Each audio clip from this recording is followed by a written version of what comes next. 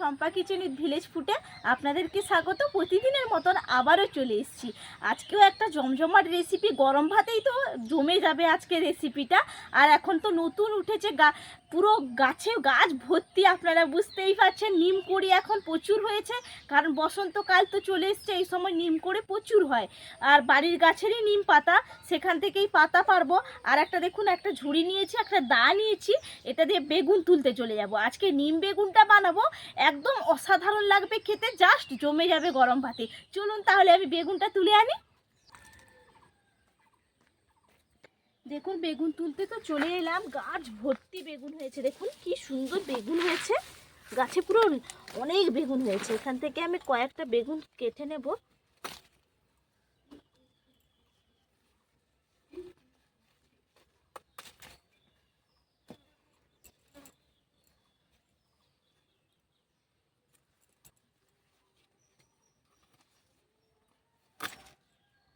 দেখুন এই গাছ থেকে তো তুললাম, আর একটা সেই দিকেও গাছ আছে, সেই দিকের গাছটাও তুলে নেব। দেখুন এই গাছটাও পুরো বেগুন, একবারে ঝাঁকিয়ে বেগুন হয়েছে। দেখুন কি সুন্দর, আর ফুলও অনেক এসছে। এদিকে অনেক ছোট ছোট কষিগুলোও হয়েছে, ছোট ছোট। এখান থেকে দেখুন বেগুনের সাইজটা কত সুন্দর হয়েছে, আরও বড় হবে বেগুনগুলো। একদম নরম কচি বেগুন, এখান থেকেই তুলে নিচ্ছি। 4টে বেগুন তুললাম, এগুলো হলেই কিন্তু হয়ে যাবে। আমি রান্নাঘরের দিকে এরপর চলে যাই, নিম পাতাটা পাড়তে হবে। দেখুন বেগুনগুলো তো তুলে আনলাম, রান্নাঘরে বেগুনটা রেখে দিয়ে আসি, তারপরে আমি নিম পাতাটা পারবো। দেখুন অনেক উঁচু গাছটা, আর দেখুন নিম কড়ি পুরো ভর্তি হয়ে গেছে। আমি নিম পাতাগুলো পারবো, কারণ হাত তো পাবে না, এই জন্য দাউলি আনতে যেতে হবে। দাউলিতে নিয়ে আসি।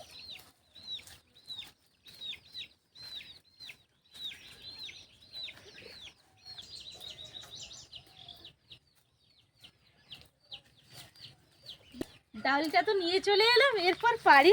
বাড়ির গাছে নিজের হাতে পেড়ে রান্না করার মজাটাই কিন্তু সম্পূর্ণ আলাদা। এখান থেকে নিম কড়ি, আর নিম কড়িগুলো আমাদের বাড়ির গাছে না এতটা তেতোও নেই। যেরকম নিম পাতা তেতো হয়, এগুলো কিন্তু খুব একটা তেতো না, খেতে দারুণ লাগে। এখান থেকে আমি একটা পেড়েছি, আমি একটা পেড়ে নিয়েছি। এই যে দেখুন, এরকম সবগুলো আমি পেড়ে নেব।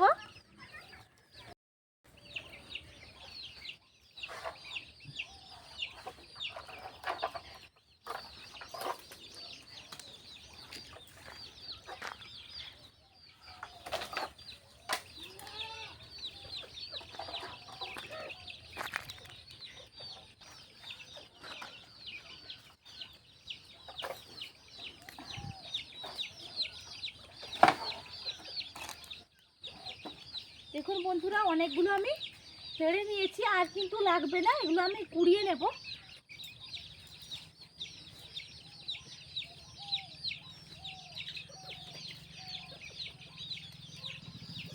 দেখুন কতগুলো পেড়েছি, আর একবারে কিন্তু কচি আছে। এই সময় এরকম কচি কচি নিম পাতাগুলো কিন্তু খেতে ভালো লাগে, আর একটু বুড়ো হয়ে গেলে এই সময় আর ভালো লাগবে না।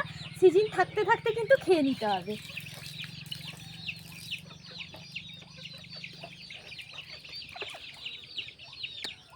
সবগুলো কুড়িয়ে নিয়েছি, এরপর ভালো করে জলে ধুয়ে পরিষ্কার করে রান্নার জায়গায় চলে যাচ্ছি।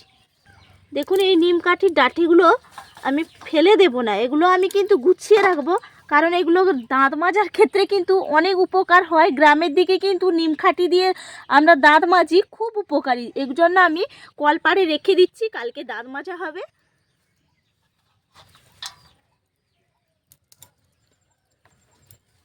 আর ভালো করে ধুয়ে নিচ্ছি।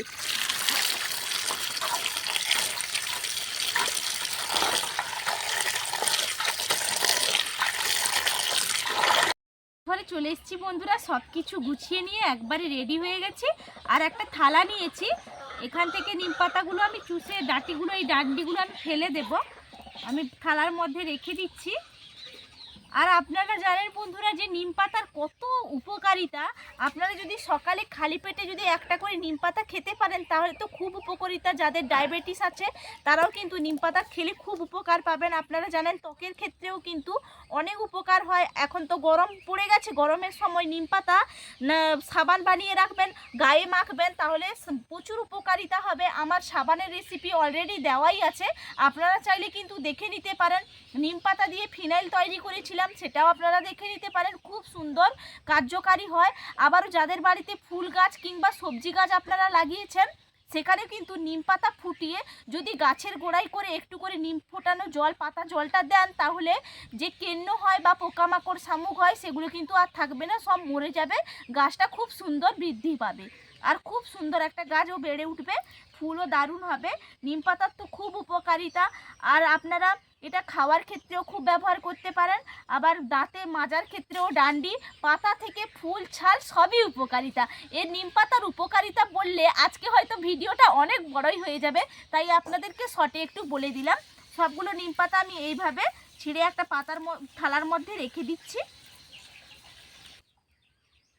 দেখুন আমার সবগুলো প্রায় ছাড়ানো হয়ে গেছে পাতাগুলো, কি সুন্দর কচি নরম নরম পাতা। আর এই ডান্ডিগুলো ফেলে দেবো। সবগুলো নিম পাতা আমার টোকা হয়ে গেছে। এরপর আমি যে বেগুনগুলো তুলে আনলাম, বেগুনগুলো ভালো করে জলের মধ্যে ধুয়ে নিচ্ছি।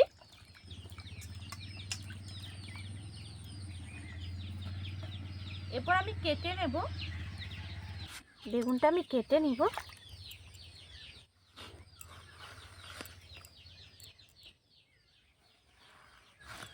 এরকম কিন্তু আমি ছোট ছোট করে একটু কাটবো।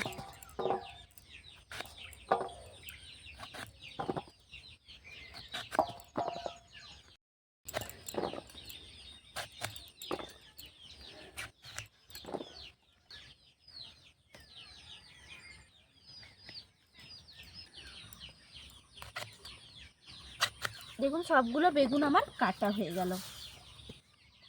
বেগুনের মধ্যে আমি মাখিয়ে নিচ্ছি লবণ, পরিমাপ অনুযায়ী দিয়ে দিলাম। এরপর দিয়ে দেব হলুদের গুঁড়ি, ভালো করে বেগুনটা মাখিয়ে নেব। দেখুন লবণ আর হলুদটা ভালো করে মাখিয়ে নিলাম। এরপর আমি উনুনটা ধরিয়ে নিচ্ছি। দেখুন উনুনটা ধরিয়ে নিয়েছি, কড়াইটা চাপিয়ে দিচ্ছি।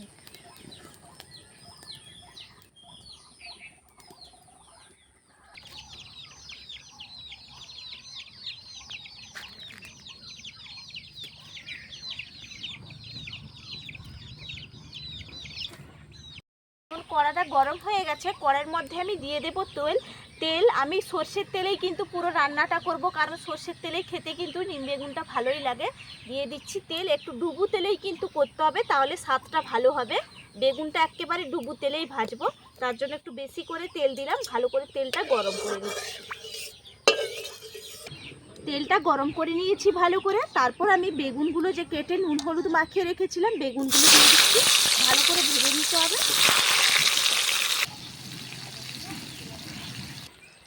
দেখুন আমি ভেজে নিয়েছি লাল লাল করে, এরপর তুলে নিচ্ছি।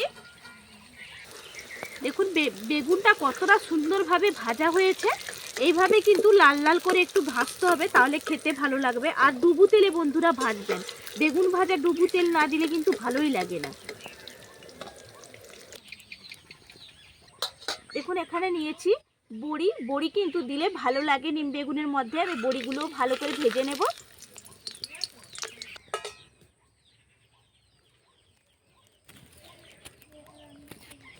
দেখুন বড়িটাও আমি ভালো করে লাল লাল করে ভেজে নিয়েছি, তুলে নিচ্ছি।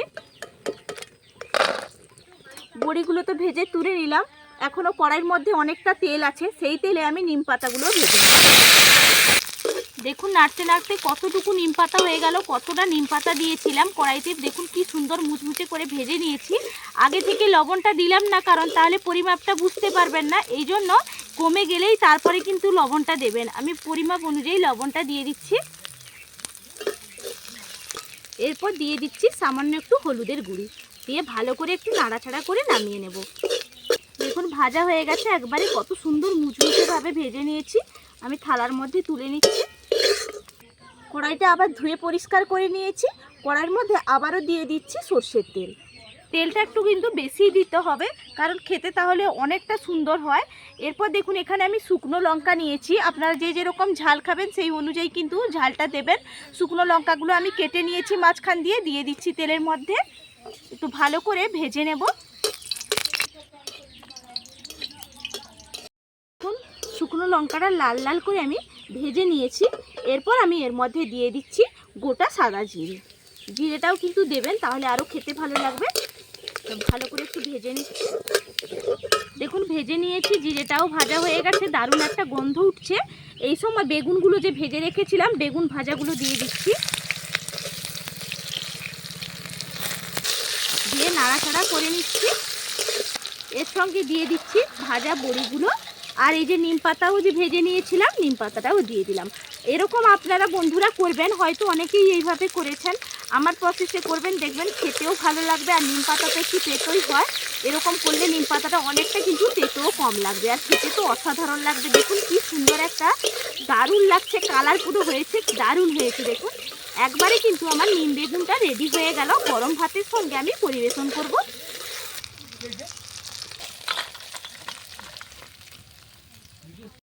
চলে এসেছি খাওয়ার জায়গায়, রান্না করছিলাম, তারপর তো প্রচুর বৃষ্টি চলে এলো, ওই জন্য বাড়ির মধ্যে চলে এসেছি।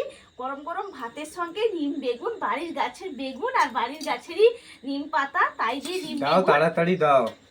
একবারে অনুষ্ঠান বাড়ির মতন করেছো আজকে। একবারে খেয়েই দেখো না তুমি। খেয়ে তো অবশ্যই দেখবো। একবারে অনুষ্ঠান বাড়ির মতন লাগছে, একবার সেন্টও।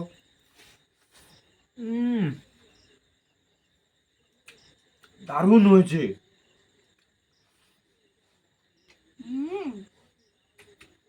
এক কথায় বলতে গেলে অসাধারণ হয়েছে একবারে। মুখে পড়ছে, হেভি লাগছে খেতে। মনে হচ্ছে আর কোনো নিম পাতার যে প্রচুর একটা তিতকুটে ভাব থাকে, এই নিম পাতাটা কিন্তু খুব একটা তিতকুটে ভাবও নেই। আর কোনো রান্না লাগবে না, এই একটাই, এই এক পদ দিয়ে কিন্তু এক থালা ভাত খাওয়া যাবে, অবশ্যই খাওয়া যাবে। এতটা সুন্দর হয়েছে, দারুণ। অবশ্যই আপনারা এইভাবে ট্রাই করবেন। এই সিজনে তো প্রথম উঠেছে, সবার বাড়িতে কম বেশি তো হবেই। আরও আপনাদেরকে, আপনারা যদি চান, আরও আপনাদেরকে নিম পাতার অনেক রকম আমি রেসিপি করে দেখাতে পারি, খুব সুন্দর লাগে খেতে। আর সবাই ভালো থাকবেন, সুস্থ থাকবেন। আবার আপনাদের সঙ্গে আমার পরের রেসিপিতে দেখা হবে। আর যদি বন্ধুরা ভালো লাগে, তাহলে আমার চ্যানেলটা সাবস্ক্রাইব করে রাখবেন, পাশে থাকা বেল আইকনটা প্রেস করে রাখবেন, তাহলে নিত্য নতুন রেসিপিগুলো দেখতে পাবেন। আর লাইক দিতে বন্ধুরা ভুলবেন না। সবাই ভালো থাকবেন, সুস্থ থাকবেন, সবাইকে অসংখ্য ধন্যবাদ। টাটা।